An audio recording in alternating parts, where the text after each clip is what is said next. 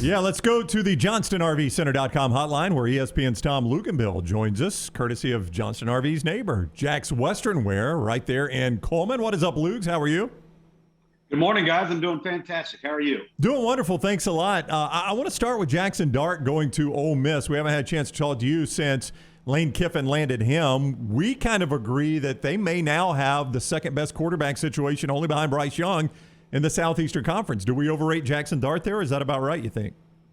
No, I don't think you overrate him at all. In fact, I've kind of felt for the last month or so that the sweepstakes for Jackson Dart, that's going to be the true winner in the transfer portal. I know all the attention has been placed on Caleb Williams, but I think Jackson Dart, from a high-end upside standpoint, the fit between Lane Kiffin and that scheme and what his skill set is, he's only scratched the surface of what I'm hoping he can be and what I expect him to be. So I think this is a huge haul, and it's going to be interesting. Come Wednesday at the end of signing day, before we head into a long dead period, who are the winners in the transfer portal? Everybody's looking at some of the names left on the board at the high school level, but you look at Ole Miss and you looked at tight end Michael Trigg or Jackson Dart. I mean, 40% of their class are transfer portal guys. They may not sign a high school guy on Wednesday. So, it's going to be interesting over the next coming years to see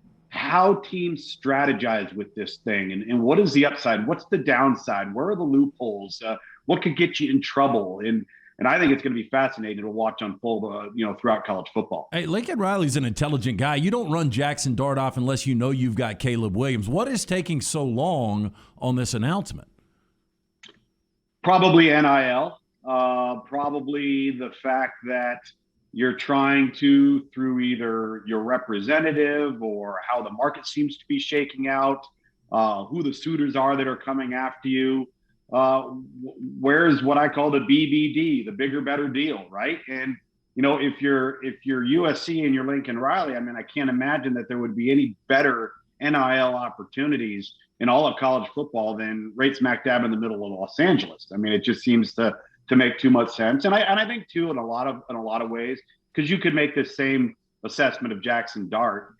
I think a lot of this gets dragged on because it adds publicity, it adds exposure, and you kind of get caught up in the whole recruiting process. Once again, right, wrong, or indifferent, we're still dealing with young people. They still love the spotlight. Josh Gaddis becomes an interesting figure right now for me at Michigan, because Jim Harbaugh still looks to me like he could leave for the NFL, Vikings or Dolphins. Sure. They're interested.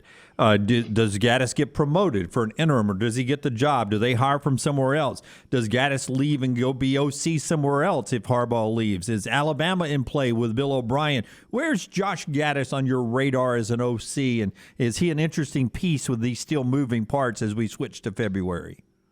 Well, I think he's a very, very interesting piece. And I think the one concern that you'd have to have if Jim Harbaugh decides to move on to the National Football League, if you're Josh Gaddis, is are there any sitting head coaches in college football that could look to upgrade, that are highly successful, that would look at Michigan as a step up? A Matt Campbell, if you will. It would be a name that would come to my mind. Aside from that, I think that what they've been able to transition to under Josh Gaddis' leadership on offense, how they have actually become more explosive. They have become more dynamic. I think a lot of that is that they finally settled and have hit on potentially not just one, but two quarterbacks in Cade McNamara and obviously J.J. McCarthy. So there's some excitement going forward. I can't imagine that hasn't established some goodwill internally with the administration at Michigan. So I would imagine that if this comes to fruition for Jim Harbaugh, you have to take a long, long look at Josh Gaddis from the intimate knowledge of the infrastructure there currently.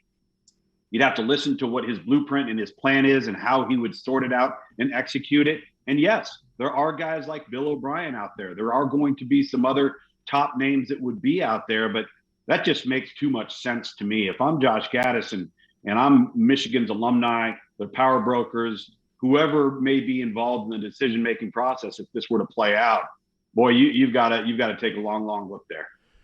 Well, and that may be an opening with Bill O'Brien leaving. We'll talk about an opening it looks like Alabama has filled that wasn't even an opening yet. ESPN's Tom Luginbill is with us on the JohnstonRVCenter.com hotline. Luginbill joins us courtesy of Jack's Western and Outdoor Wear, exit 304 I-65 there in Coleman. Alabama is hiring Eric Wolford to replace Doug Marrone, who's going back to the NFL. I don't know how well you know Wolford, but I know under John Schlarman, who unfortunately lost his life in that battle with cancer. Yeah, they were really good. He took over. It's Kentucky's offensive line. I mean, it's been one of the better parts of their team, hasn't it? it has. It's began and ended up front. You look at that blue wall, as they call it. You know, I had them in the bowl game in their win versus Iowa. I mean, they are just a really well-coached, fundamentally sound, tough, physical unit. And you could say the same thing about Eric Wolford's offensive line football teams when he was at South Carolina under Steve Spurrier. You know, everybody talks about Steve Spurrier and the fun and gun. That was a football team that ran the football. They ran the football down people's throats. It began up front. And again, I think you got to go back to Eric Wolford's beginnings. This was an offensive lineman under Bill Snyder at Kansas State. He was a GA under Bill Snyder at Kansas State. You don't play football at Kansas State under Bill Snyder unless you are a physically tough person. So I think an offensive line does take on the personality of the offensive line coach. A lot of proof in the pudding with Eric Wolford and the production that his units have had over the years. So staff turnover, 3-loss season, and now Clemson, after 7 straight top 10 classes, including the number 1 class in 2020, you guys have them 14th. What is going on right now with Dabo Swinney?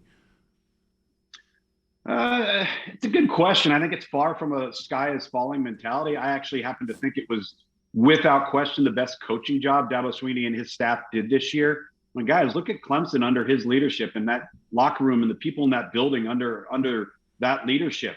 When was the last time any of them ever failed? When had they ever dealt with adversity? They're not even in the college football playoff scene out of the month of September. They could have easily folded their chair and gone home, and they didn't. And they actually played really, really well down the stretch. I think that they had a span when things weren't going well, where the competitors, when I say the chums in the water and the sharks are circling, the competitors that are competing against a Clemson, the Ohio States, the Alabamas, the Georgias, the Floridas, what have you, pounced. And they had some opportunities, pulled some kids away while some negativity was swirling around the program. I don't know if this is a dip, if this is anything that should be looked at as chronic. I just think it might be something that is more magnified because we haven't seen it under Dabo Swinney's leadership. We haven't seen them not have a top 5 or a top 8 class.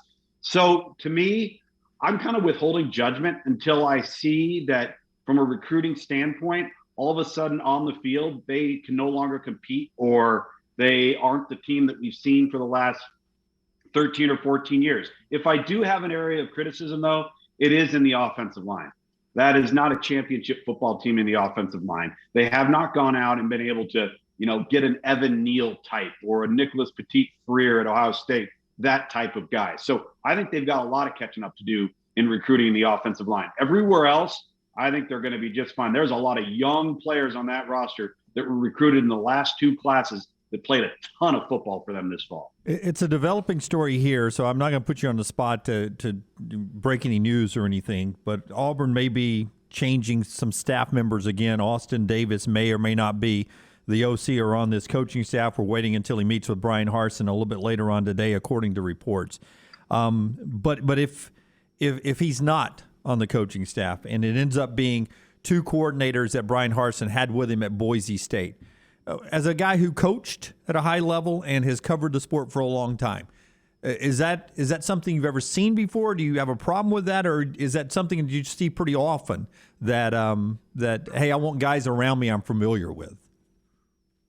Well, I think that's fairly familiar territory for most coaches. If you're like-minded, if you have the same approach, if you have a respect and an understanding for that individual, and you know what that individual has done for you in the past, then it kind of makes it the easy path to go down, right?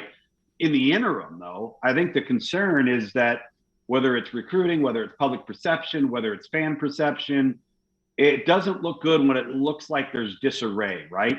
From a recruiting perspective, it's never good if things look uncertain or there's instability. That part of it's got to get righted, and I think righted in a hurry, maybe more so than who it is that they write it with.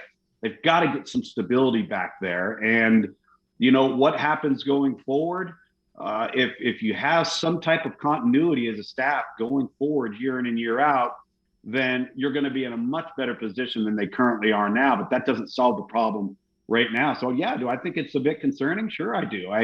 Brian Harsin's an offensive guy. He has his own philosophical identity as well. And I think he's trying to marry that to the right people. But then you've also got to consider, are those right people the right fit in this institution, in this footprint of the recruiting landscape? I think there's more variables here than just personality and X's and O's. All right, Luginbill, our listeners miss absolutely nothing. They are the most observant and listeners, viewers in the world, and they love to gig us for stuff we do.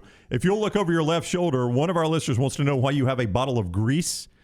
Ball bearings. Everything's ball bearings. Okay, look, down. It's over by the Star Wars character. It's like a white bottle. No, white over. with a blue label. White with a blue label. Keep moving far behind the that right there. Yeah, that right there. That's what they're asking about. My Lucas Oil engine oil stop leak is for my 1979 Jeep Cherokee Chief that is old and likes to leak fluids. So I fill a little of this when I do an oil change, and it never stops it, but it minimizes it. But you got to keep it at room temperature. So that's why I don't have it in my garage. Look at okay, the man on the right shoulder is that what is that? That looks like beer salt. That's my fuel injector cleaner. That every now and then you got to keep things tip top. What else we got? Okay, right shoulder is that Joe Montana or Dwight Clark? That's Joe Montana. That's a Joe Montana bobblehead. That's Joe Montana. That's Joe Montana. Are you a big Montana fan? Are you a 49ers fan or Montana? No, I'm a Joe Montana fan, strictly. So here, we're gonna turn this around there. Look at that. Oh, Luginbill. That thing's sweet. Hey, right how about this? Have you guys watched the Montana deal on Peacock? No. Oh, you got to watch the Montana documentary on Peacock. It's fantastic. I tweeted about it about 10 days ago. There's a reason why he was the GOAT before the GOAT. Like, there's Tom Brady on there on the documentary talking about how everybody wanted to be Joe Montana. It's really cool. It starts from the beginning of Monongahela, PA, and they're 5 episodes in. And I actually have a black and white Joe Montana photo right there of 1981, signed in his first full year as a starter. Does he really wear Skechers? Oh, yeah, he actually does. When his kids were coming up through the recruiting ranks, and he had one kid that's actually pretty talented. I ended up doing a couple of camps out west, and he and his wife Jennifer were there, and sure enough, he had Skechers on. Did your daughter draw the giraffe that's behind your left shoulder? This guy? Yep. Yeah, she did that actually when she was about 4, though. Oh my God! God! Serious? I saw something. Yeah, well, you've seen her other stuff, right? Yeah, I saw something you tweeted out this weekend that she drew, or you put it on Facebook or something. Yeah, she's fantastic. She's going to get college paid for, baby. That's the real win there. All right. Anything else we need to check out? No, hey, there was one thing covered in plastic, though. Back to your right, where your Montana jersey was. Oh, over by the Montana jersey? No, over by the Montana. What's covered in plastic? That's my latest cowboy hat from Jack's Western Wear. Oh, okay. We were trying. I gotta keep things good, because if I don't, then they're gonna get all dusty. Yeah. I gotta dust everything off. Yeah, Jack's Western and Outdoor Wear, just off I-65 in Coleman, is where he got that. Yeah. My wife has texted me. She wants to know what color blue that is. She's thinking about painting a room. What color blue is that? Oh, that's a nice navy blue. To be honest with you, it's pretty sharp. Yeah. All right, it's pretty sharp. My wife chose that too. Management told labor what we were painting. That's Michigan blue almost. So. Whoa, look out. Look out. All right. He is ESPN's Tom Luginbill. Lugs, thank you for the time. Have a great week.